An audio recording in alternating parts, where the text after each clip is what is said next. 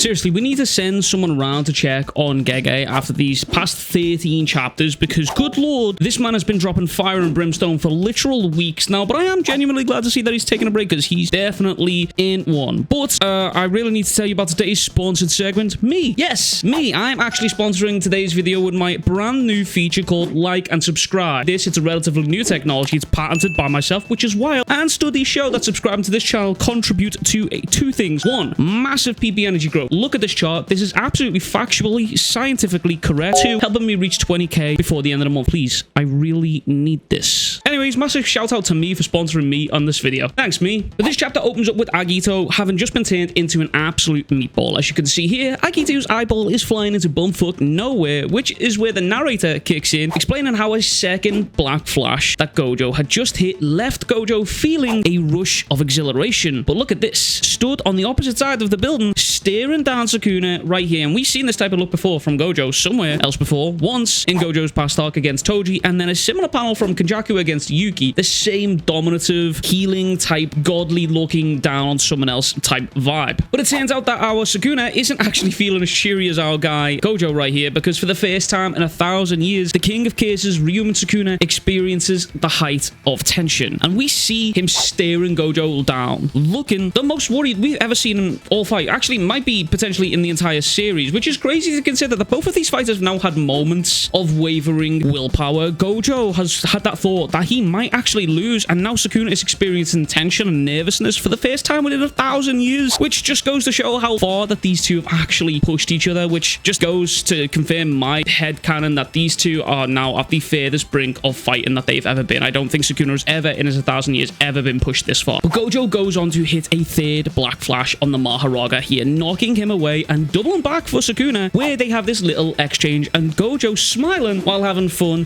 while Sukuna again still literally looking worried, and Gojo throwing Sukuna into the Mahoraga and then proceeding to hit another black flash, which is blocked by the Maharaga's sword, which then knocks them through a building. And I've got to be honest, I've got to say I was genuinely super concerned because the Maharaga's adaptation and how Sukuna was going to use that thing, but it turns out Gojo is just simply smarter during this fight. He is just simply Timothy Jenkins, and all of his techniques perfectly are being used to counter the adaptation in just super smart, big, like the battle IQ from not only Gojo but also Sukuna during this entire fight has actually just been wildly insane. But Gojo starts to charge up a red, start on the incantations, and the narrator kicks in again. A spark. That is used, a spark. That is the cursed energy that swells up within a sorcerer just before the activation of a cursed technique. Prior to the activation of a domain expansion, a sure hit technique, and other powerful techniques, they will always be, without exception, a spark. Even Gojo Satoru, with his immense cursed energy efficiency, is no exception to this rule, and they will always be true for his hollow purple technique. Based on the incantations and the scale of the cursed energy, Sukuna judged that the spark before his eyes was that of cursed technique reversal,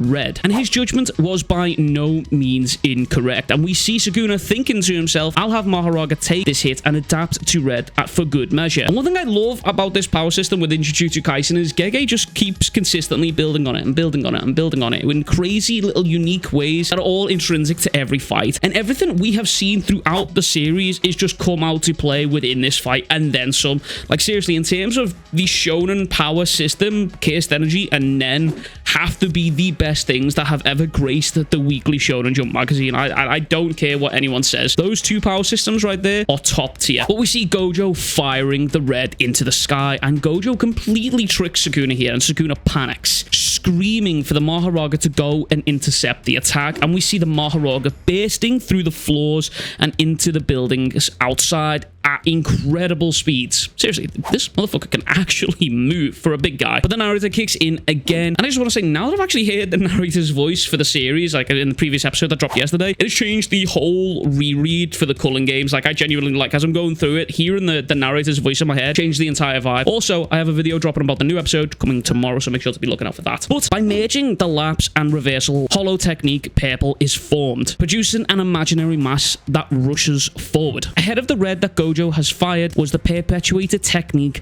that had crushed Agito, blue, and red falls to a standstill before exploding, similar to the red that circled the building to strike Sukuna from behind. Mahoraga was ordered to prevent the two from merging, going first towards blue, which it could completely erase after having adapted. Running through Mahoraga's mind was the standalone thought, fulfill orders, which is genuinely interesting because the leaks made it seem as if Mahoraga could think independently and was sentient in a way, and after the last chapter that happened, I was actually kind of convinced that Mahoraga was completely independently thinking and was only given orders and was just choosing to follow them. And I'm not sure I'm quite ready to give up that crackpot theory yet. Gojo traveling at rapid speed using the attractive force of blue, Gojo Satoru barged his way in between blue and Mahoraga, which all but confirms that blue was the reason that Gojo had that crazy little speed boost way back when he was stuck inside Sukuna's domain. And it's kind of nice that we are getting more details into Gojo's red and blue and how they actually work and how they can be manipulated, and it just gives more credit for how powerful Gojo actually is. Like, the brain power this man is using for all of these techniques is actually crazy. Blue chooses its targets indiscriminately and its attraction not affecting the adapted Mahoraga, which made Mahoraga's adaptation backfire. Which, if you need a Jujutsu guide for dummies, then basically Gojo got there faster because he wasn't immune to his own blue. Mahoraga traveled slower than Gojo because he has adapted to the blue. But anyway, Gojo delivers divine retribution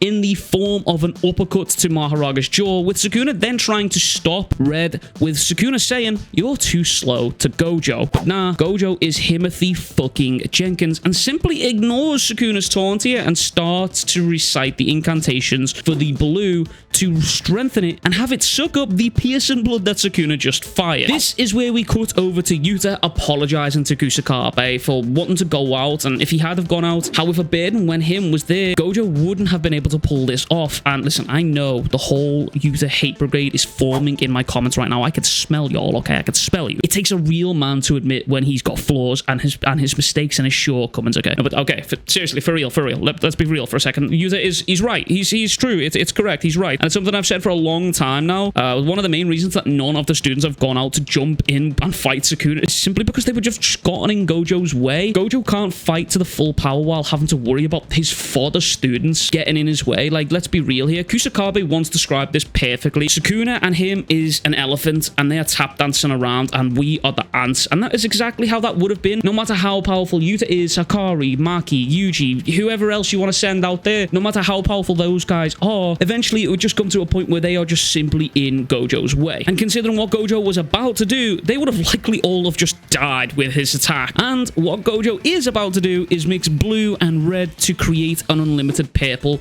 which doesn't have a target. Which, with this, Gojo announces his purple attack and it nukes the entire area, creating a blinding light that makes Gojo look exactly like Sukuna did against Jogo. This man is looking down on Sukuna, and this blast, it goes off. It destroys everything, evaporating the Mahoraga's wheel and severely damaging Sukuna himself. And I also just want to add that even Sukuna's fire arrow didn't actually manage to destroy the Mahoraga's wheel itself. But this does mean that the Mahoraga is completely and utterly dead, and I also couldn't help but feel like this sequence also kind of reminded me a lot of Chainsaw Man right after Gun Devil attack. But yeah, Mahoraga is basically dead here. There is no way that he can survive this unless Sukuna pulls some last minute trickery. I don't think he survives this, but my main theory here is that Sukuna used the Mahoraga to take the brunt of this attack and have the Mahoraga basically die for him to survive and him taking as much minimal damage as possible. But it is revealed that Gojo survived along with Sukuna, with Gojo going on to say, an unlimited purple not bound by any specific target. It even hit me. But sure enough, there is definitely a difference in damage. But Gojo goes on to say how his cursed energy pool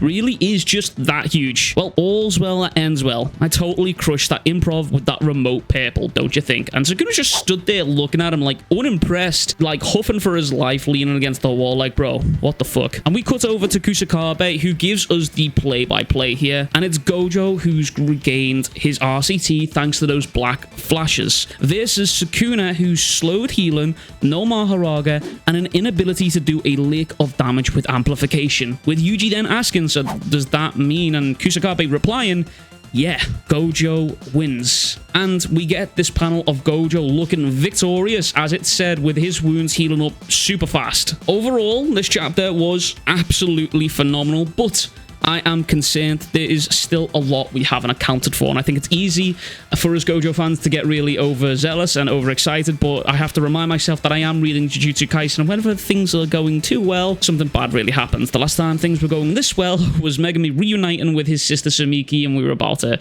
finish our plans to unseal Gojo, and then look what happened there. But things that we need to account for here is three main factors. Number one, Sukuna's secret forearm form and his apparent trump card, and this gift that Yorozu has gave him. We don't know what any of those things can do. We don't know his proper technique yet. There's obviously something that he has in here as a backup plan. Number two, Kenjaku. As far as I'm concerned, as long as Kenjaku is around, this story is in a really, really scary state, and especially a Kenjaku with the best barrier user in the series under his control, and all of that knowledge being added to him. Number three, Urumi. Okay, for some reason, Kusakabe seems to think that Urumi is a monster, and not that I think that they could do anything to Gojo whatsoever, because we've seen how that one plays out, but I doubt these two would just let Sukuna fall this way without having any sort of interruptions. We already saw Urumi's response to when Yorozu tried to just simply hug Sukuna. I doubt Urumi is going to sit from the sidelines and not do any sort of dirty tactics to sort of hinder Gojo in any way, shape, or form that they can possibly even try and achieve. But that is everything from me. Massive shout out to the sponsor, me. Please subscribe. I really need this. Thank you. Love you. But as always, I will catch you guys all in the next one. Much love. Big kisses. Peace.